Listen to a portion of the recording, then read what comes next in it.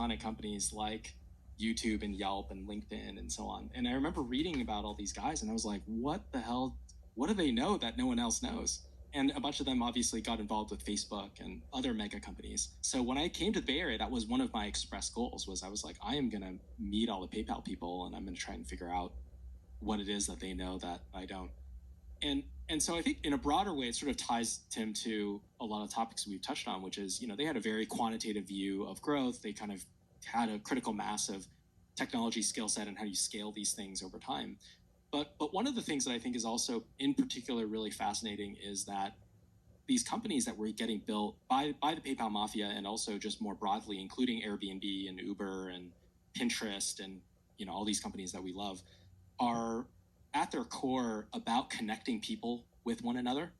And sometimes you're being connected over commerce, like an Airbnb or an Uber or an eBay or whatnot. And, there's a bunch of companies that are kind of more like marketplaces. Sometimes you're connecting people because of work, Slack and Zoom and Dropbox and all these other tools are really about collaboration. Games also have this aspect where there's really like network effects at the heart of these companies. And so this term that I'd heard a million billion times while being in tech, which is like, oh, well, of course it's successful. It has network effects. Or, hey, XYZ company, of course the app ecosystem is amazing because it has network effects.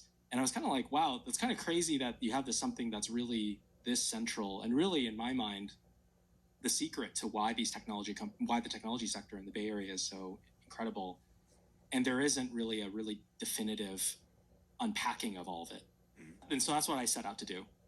I set out to do that 3 years ago.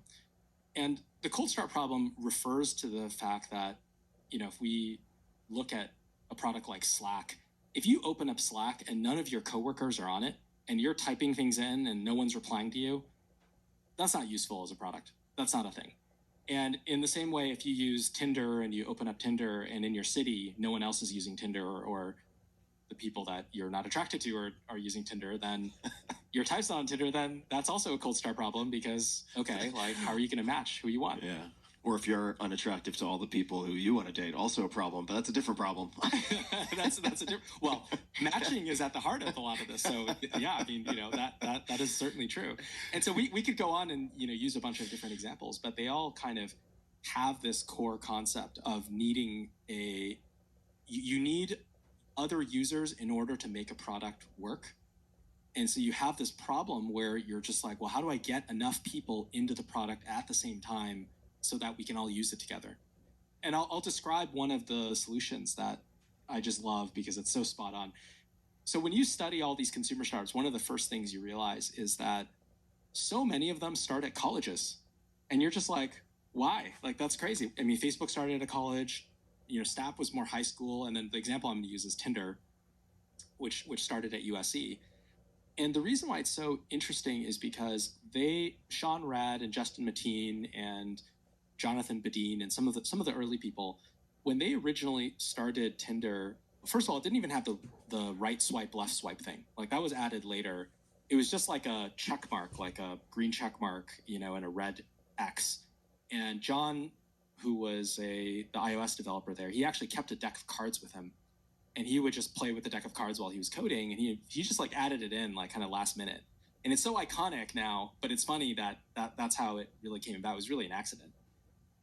But in the early days, they built Tinder and it looked plus or minus kind of the way it was.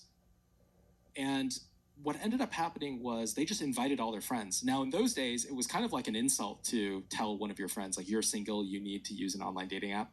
So the invitation strategy was not really going to work for them. But they tried. They tried to invite a bunch of friends off their address book. It didn't work. And so what they realized was, well, maybe we just need a bunch of people. How do we get a lot of people, hundreds of people, onto the app at the same time?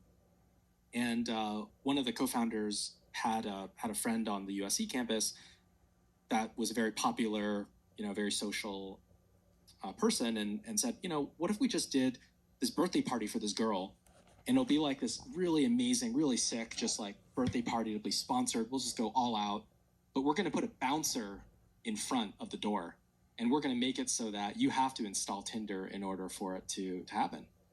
And so the way that Sean and John and all these guys tell it, like this was like the party, because what happened was they got a couple hundred people all to go to the party. They all installed Tinder, and they didn't use the app that day. But the next morning they woke up and they had this app, and they were like, oh, there's all these cute people that I hadn't talked to last night. Now I can kind of like swipe through them and I can message them.